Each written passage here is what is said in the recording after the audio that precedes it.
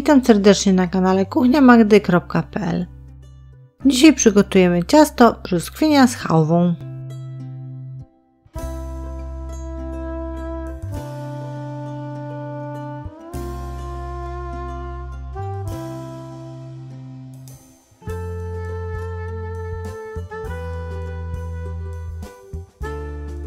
Zaczniemy od upieczenia biszkoptu i żeby go upiec potrzebujemy następujących składników: 80 g mąki pszennej tortowej, 25 g mąki ziemniaczanej, 4 jajek, 80 g cukru i szczypty soli.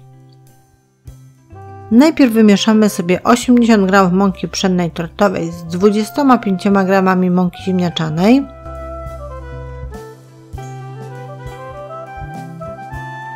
Po wymieszaniu przesypiemy na sitko i zostawimy do późniejszego użycia.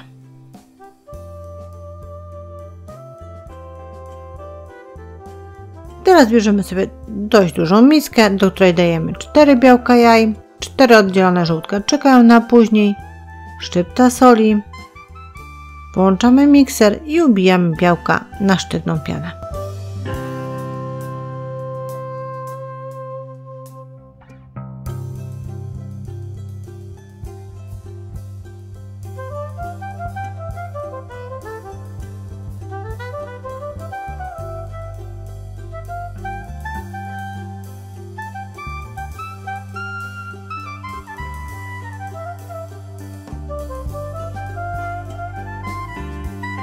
Ok, piana ubita, to teraz dodajemy 80 g cukru.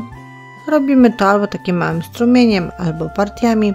Nadal miksujemy wszystko, a po dodaniu całego cukru miksujemy tak długo, aż przestaniemy słyszeć chrzęst tego cukru między łopatkami miksera.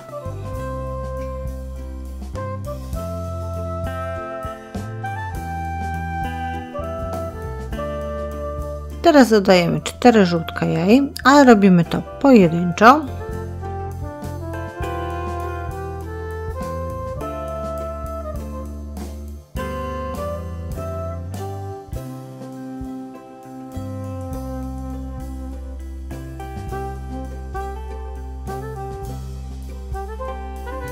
Na końcu po dodaniu wszystkich żółtek trzeba wszystko dobrze wymieszać i możemy odłożyć mikser. Teraz będziemy przesiewać obie mąki, czyli pszenną i ziemniaczaną, ale też partiami i mieszamy już ręcznie, na przykład łyżką drewnianą.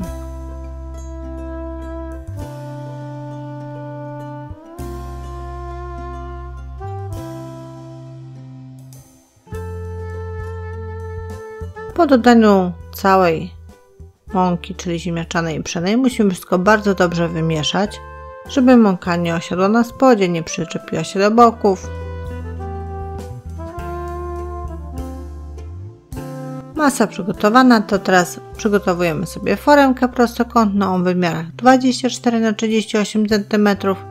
Sam spód foremki wykładamy papierem do pieczenia. Tam jest taka zakładka, jak Państwo widzą, ona przyda się później. I do środka wylewamy masę na biszkopt.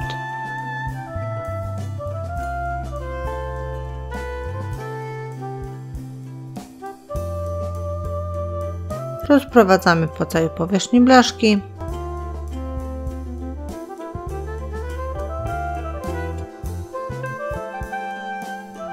Jednocześnie wyrównujemy też tą masę. Rozgrzewamy sobie piekarnik oczywiście. I tak przygotowaną blaszkę z masą na biszkopt wstawiamy do piekarnika nagrzanego do 160-170 stopni Celsjusza. Używając grzałek góra i dół, biszkopt pieczemy około 20 minut. Najlepiej pod koniec pieczenia wbić patyczek w sam środek ciasta i sprawdzić, czy to ciasto się upiekło. Jak się upiekło, wyjmujemy je z piekarnika, zrzucamy z wysokości około 50 cm i zostawiamy do wystudzenia. Po wystudzeniu odcinamy ranty ciasta od blaszki.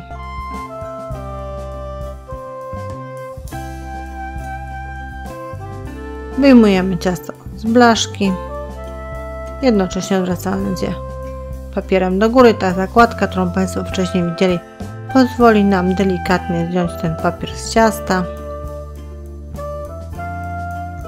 Ponownie obracamy biszkopt i w tym momencie, jak Państwo to zaraz zobaczą, będziemy ścinać wierzchnią skórkę.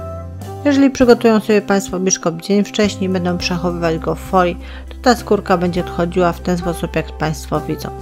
Ze świeżego biszkoptu trzeba tą skórkę po prostu ściąć.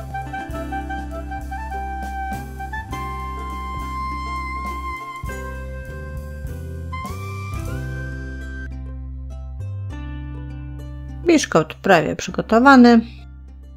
W takim razie wsadzamy go z powrotem do foremki, w której się piekł, ale wyłożony już świeżym papierem do pieczenia. A teraz zajmiemy się galaretką brzoskwiniową. Żeby przygotować masę z galaretki brzoskwiniowej, potrzebujemy 1 puszkę brzoskwiń, 2 galaretki brzoskwiniowe oraz 500 ml wrzątku do galaretki. A dodatkowo jeszcze przygotujemy sobie poncz do biszkoptu ze 100 ml wody przygotowanej, 2 łyżeczek cukru oraz 2 łyżek likieru amaretto, ale to opcjonalnie, jeżeli ciasta nie będą jadły dzieci. Najpierw gotujemy sobie wodę i 500 ml wrzątku wlewamy do naczynia szklanego najlepiej. Dosypujemy 2 galaretki brzoskwiniowe i wszystko bardzo dobrze mieszamy, żeby galaretki rozpuściły się w wodzie.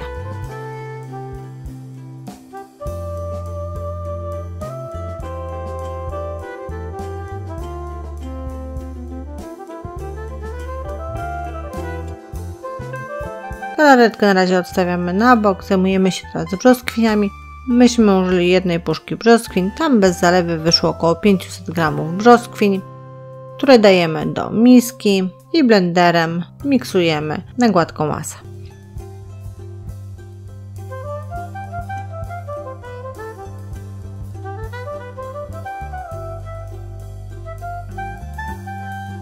Następnie do tych zmiksowanych brzoskwiń dolewamy jeszcze gorącą galaretkę brzoskwiniową.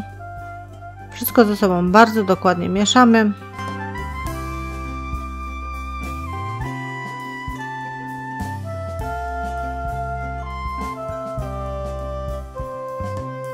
No i taką galaretkę po lekkim przestudzeniu wkładamy do lodówki, a żeby zaczęła lekko tężyć. W międzyczasie robimy sobie poncz, czyli mieszamy tą przygotowaną wodę z 2 łyżeczkami cukru, ewentualnie z 2 łyżeczkami likieru i teraz tym ponczem nasączamy dobrze biszkopt. Nie musimy suszyć całego ponczu, ale chodzi o to, żeby ten biszkopt bardzo dobrze nasączyć, wtedy on będzie taki delikatny podczas jedzenia. Po jakimś czasie chłodzenia tej galaretki w lodówce otrzymujemy galaretkę o takiej konsystencji, jak Państwo widzą, i możemy ją wykładać na nasz biszkopt. Jeżeli będzie rzadsza, biszkopt ją wchłonie i ciasto się Państwu nie uda, więc proszę troszeczkę cierpliwości. Galaretka powinna się sama rozłożyć, ale jeżeli nie, można jej pomóc. Foremkę wkładamy z powrotem do lodówki, żeby ta galaretka już raz dobrze zastygła. Tak około 15 minut w lodówce wystarczy. A my zajmiemy się masą chałwowo-śmietanową. Na tą masę potrzebujemy 800 ml śmietanki kremówki 30%, 300 g chałwy waniliowej, 5 łyżek cukru pudru, 3 łyżki żelatyny oraz 100 ml wrzątku do żelatyny. Na początku zajmiemy się 300 g chałwy waniliowej, którą tniemy i siekamy na drobno. A następnie, na przykład widelcem, rozgniatamy na drobno.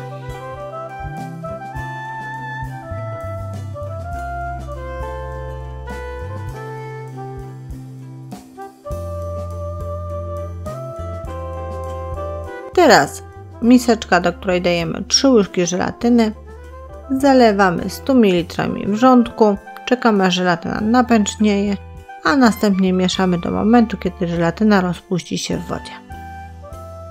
Jak się rozpuści, to zostawiamy ją do wystudzenia, ale w międzyczasie przemieszajmy sobie ją, żeby nie porobiły się grudki. Do dużej miski dajemy 800 ml śmietanki kremówki 30%, takiej dobrze schłodzonej, bezpośrednio wyjętej z lodówki i zaczynamy ubijać na sztywno.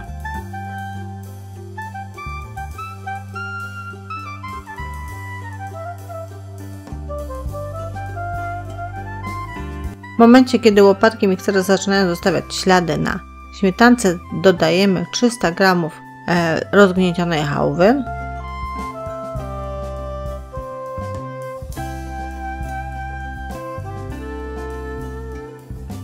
Dodajemy całą i mieszamy dokładnie.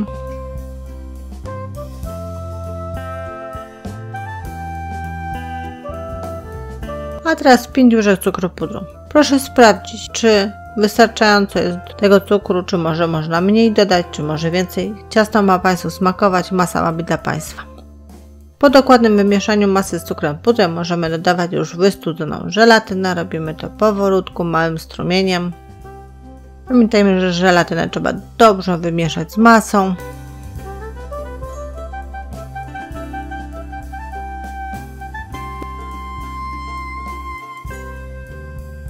No i masa śmietanowo-chałwowa gotowa. Możemy wyjąć foremkę z lodówki i powoli partiami rozłożyć tą masę na naszą galaretkę. Najlepiej partiami, żeby nie porobiły się dziury w tej galaretce. Teraz tą masę śmietanowo-chałwową rozprowadzamy po powierzchni i wyrównujemy.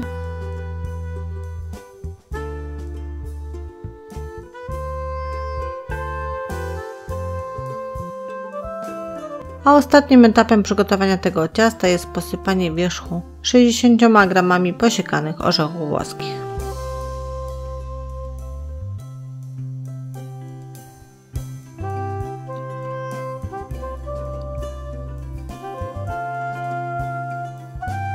Ciasto jest gotowe, musimy jeszcze tą foremkę z tym ciastem włożyć do lodówki tak na kilka godzin, żeby wszystko dobrze zastygło. Później, proszę Państwa, tak jak mówią, niebo w gębie. A ja się żegnam z Państwem, zapraszam na kolejne przepisy i porady na kuchniamagdy.pl.